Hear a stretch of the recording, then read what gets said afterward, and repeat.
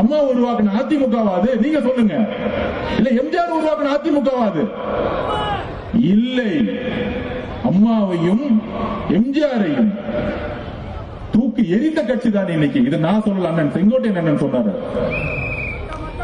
லேட்டஸ்டா ஒரு மீட்டிங் நடந்துச்சு. அங்க எம்ஜிஆர் போட்டோவும் இல்ல, அம்மா போட்டோவும் இல்ல. ஆனா அந்த மேடையில பெருசா யாரோட போட்டோ இருக்கு? ஐயா இபிஎஸ் போட்டோ இருக்கு, பிரதம மந்திரி அவர்களோட போட்டோ இருக்கு.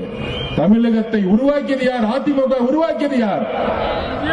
புரட்சி தலைவர் எம்ஜிஆர் அவர்களும் அம்மா அவர்களும். அதை இன்றைக்கு தூக்கி எறிந்து விட்டார்கள். இன்னைக்கு என்ன தனிப்பட்ட முறையில் அட்டாக் பண்ணுவாங்க அண்ணனை பத்தி. அதிமுக இருக்கவங்க தனிப்பட்ட முறையில் அட்டாக் பண்ணுவாங்க. அதையெல்லாம் கண்டுக்க வேண்டாம். களத்திலே இல்ல, ஃபீல்டிலே இல்ல, எலெக்ஷனே இல்ல. ஐயா இபிஎஸ் அவர்கள் போனாரு, எல்லா தொகுதிக்கு போனாரு. ஏதோ நியூஸ்ல பாத்துருப்பீங்களா? ஏதோ ஒரு வேவ் வந்துச்சா? என்ன பேசினாரு உங்களுக்கு தெரியுமா? எந்த மாவட்டத்துக்கு கடைசியில போனாரு உங்களுக்கு தெரியுமா? இல்லை. கொங்கு மண்டலம் அதை புரிஞ்சுக்கணும். இது பழைய அதிமுக அல்ல, இது பழைய அதிமுக அல்ல. கூட்டணி இருக்க கட்சிகளே வந்து கூட்டணி சேர்ந்துட்டோம் சொல்றாங்களே, கூட்டணி சேரவில்லை. அவங்களுக்கு ஒரு நெருக்கடி, சேர வேண்டிய நிர்பந்தம், சும்மா பேருக்கு சேர்ந்திருக்காங்க. அதனால் மக்கள் இந்த கூட்டணியை தூக்கி எறிஞ்சிட்டாங்க ஆல்ரெடி. அப்ப நம்மளுடைய ஸ்ட்ராட்டஜி என்ன? திமுகவை இந்த ஆட்சியிலிருந்து தூக்கி எறியணும். அப்ப அண்ணன் லெப்ட் பாண்டியன் மாதிரி இருக்கக்கூடிய மாவட்ட செயலர்கள் எமோஷனல் கடுமையா இன்னும் பர்சனலா நம்ம அட்டாக் பண்ணட்டும். மக்கள் பார்த்துக்கிட்டே இருப்பாங்க. மக்களுக்கு தெரியும் என் புள்ள விஜய் எப்படி திட்டுறாங்களே, என் புள்ள விஜய் எப்படி திட்டுறாங்களே, அவங்களுக்கு நான் தேர்தல் ஓட்டு போற அன்னைக்கு நான் பதில் கொடுக்கிறேன் அமைதியா கேட்டுக்கிட்டே இருப்பாங்க. அதுதான் தமிழக மக்களுடைய பெண்களுக்கு தெரியும் யாரை தேர்ந்தெடுக்கணும் அப்படின்னு. எம்ஜிஆரை தேர்ந்தெடுத்தது, அண்ணாவை தேர்ந்தெடுத்தது பெண்கள், இஸ்லாமிய தோழர்கள், இஸ்லாமிய பெண்கள், தலித் சகோதரர்கள், எல்லா சமூகத்திற்குடைய ஏழை மக்கள், தொழிலாளர்கள். இவங்க எல்லாருமே எவ்வளவு வழியில் இருக்காங்கன்னு தெரியும். 1000 ரூபாய் கொடுப்பாங்க. செந்தில் பாலாஜி வந்து ஓட்டுக்கு 2000 ரூபாய் கொடுப்பாங்க.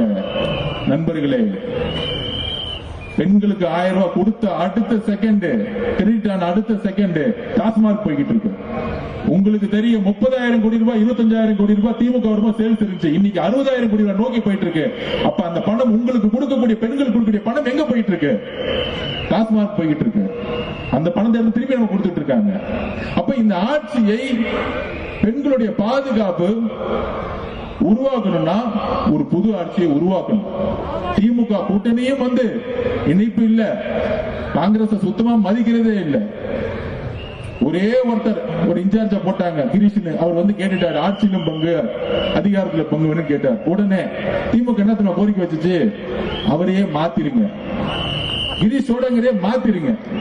அவர் வந்து எங்களுக்கு செட் ஆக மாட்டேங்கிறாரு. இங்க இருக்கிறவங்க 4-5 பேர் செட் பண்ணிட்டோம், டெல்லியில இருந்து வரவங்க செட் ஆக மாட்டேங்கிறாரு. எங்களுக்கு அடிமையா இல்ல அவரு. இன்னைக்கு கொஞ்சம் காங்கிரஸ்ல சில பேர் எந்திரிச்சு உரிமையை கேட்கிறாங்க, போட்டு தலையில அடி அமுக்கு. இதுதான் திமுக. எந்த கூட்டணி கட்சிக்கும் அதிகாரம் கிடையாது. உடனே நம்மள பார்த்து இவங்க வந்து ஆட்சியிலும் பங்கு அதிகாரத்திலும் பங்குன்னு சொன்னாங்க. யாரும் வரல. ஆட்சியிலும் பங்கு அதிகார பங்கு கூட்டணி உருவாக்கல. இது எங்களுடைய கொள்கை முழக்கம். எங்களுடைய கொள்கை முழக்கம் சமூக நீதி அடிப்படையில் ஒரு கொள்கையை உருவாக்குறோம். எல்லாரும் சேர்ந்து வேலை பார்க்கும்போது எல்லாத்துக்குமான அதிகாரம் கிடைக்கணும்னு முதல் நாள் கட்சி அறிவிக்கும் போது நினைச்சாரு. உங்களை மாதிரி ஒரே குடும்பம், கருணாநிதி ஐயாவுக்கு அப்புறம் ஸ்டாலினுக்கு அப்புறம் ஐயாவுக்கு அப்புறம் உதயநிதி இன்ப நிதி அப்படின்னு சொல்லிட்டு இருக்கக்கூடிய ஒரு வரலாற்றை எங்க தலைவர் உருவாக்க நினைக்கிறார். அதனால முதல்ல சொன்னாரு, ஒரு இடதுசாரி சிந்தனை கொண்டவர்கள், சமம் சொல்ல நினைக்கக்கூடியவர்கள் எல்லோரும் இருக்கும் பொழுது எல்லோருக்குமான ஒரு பகிர்வை கொடுக்கணும்னு நினைச்சார். நம்மளுடைய களம் ரொம்ப தெளிவா இருக்கு. நம்ம இன்னுமேற்று ஒற்றுமையா இருந்து வேலை செஞ்சாலே போதும், நம்ம ஆட்சிக்கு வந்துட முடியும். இதுதான் நம்ம புரிஞ்சுக்கணும். இங்க இருக்கக்கூடிய மாவட்ட செயலாளர்கள் மட்டுமில்ல, ஒன்றியம், கிளை, பூத்துல இருக்கவங்க எல்லாரும் ஒற்றுமையா இருக்கணும். அந்த ஒற்றுமையா இருந்து நம்ம பூத்துல ரீச் பண்ண முடியும். ஃபைனலா தம்பி கேட்ட மாதிரி விருதுநகர் பக்கம் வந்துடுறேன். நம்ம ஒரு கூட்டம் நடத்துறோம். நம்ம தலைவர் வந்து பொதுவாக கூட்டத்தில் இளைஞர்களுடைய, நம்ம ராஜ்மோகன் சொன்ன மாதிரி மேடையில் இளைஞர்களே கிடையாது, ஆனா இளைஞரணி கூட்டம். அதுல வந்து உதயநிதி அவர்கள் பேசுறாரு, கொள்கை இல்லாத கூட்டம்.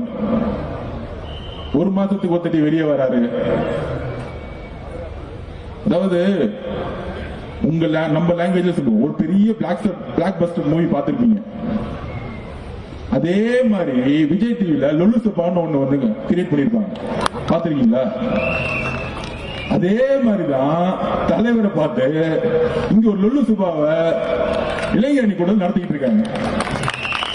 அது அப்படியே பார்த்து காப்பி அடிச்சு இமிடேட் பண்றேன்னு அவரு நடிகர்னு பேசுறாங்க. அவரு நடிப்பு தொழிலை விட்டு மக்களுக்காக ஓடி வந்துட்டார். இவங்க அவரை மாதிரி நடிச்சுக்கிட்டு இருக்காங்க. அதுதான் எனக்கு புரியல. ஆனா அவரை மாதிரி நடிக்க முடியுதுன்னு பார்த்தா முடியல. அதனால மாண்புமிகு துணை முதல்வர் அவர்களே, இந்த லொல்லு சுபா வேலையெல்லாம் விட்டுட்டு உங்களுக்கான ஆட்சி அதிகாரம் இன்றையிலிருந்து சொல்றேன், மொத்தமே 75 நாள் தான்.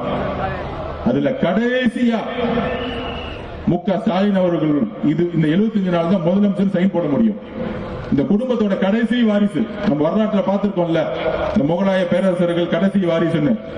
அந்த மாதிரி கருணாநிதி அவர்கள், ஐயா கலைஞர் கருணாநிதிகளுக்கு அப்புறம் ஐயா முதலமைச்சர் ஸ்டாலின் அவர்களுக்கு அப்புறம் கடைசி வாரிசு இந்த குடும்பத்தோடைய ஐயா முதலமைச்சர் முக ஸ்டாலின் அவர்கள். அதுக்கப்புறம் எந்த வாரிசும் இந்த முதலமைச்சர் பக்கம் வரவே முடியாது. ஏன்னா திமுக ரெண்டாவது தாண்டி என்னைக்கு எலெக்ஷன் ஜெயிச்சதே கிடையாது. திமுக யாரோ ஒருத்தர் வந்தாங்க, அன்னைக்கு எம்ஜிஆர் வந்தாரு, இன்னைக்கு எங்க அண்ணன் தலைவர் விஜய் அண்ணா வந்துட்டாரு. இந்த குடும்பத்தோட கடைசி வாரிசோடைய சைன் 75 நாள் போட்டுக்கோங்க, அவ்வளவுதான். இந்த குடும்பத்தோட வாரிசுகள் முடிஞ்சிருச்சு. புதுசா ஒரு உதயம் ஆகுது.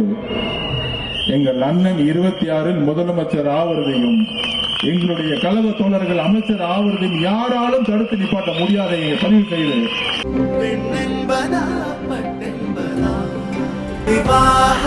மணப்பெண்ணின் பிரத்யேகமான திருமணம் விவாஹா தி சென்னை சில்க்ஸ்.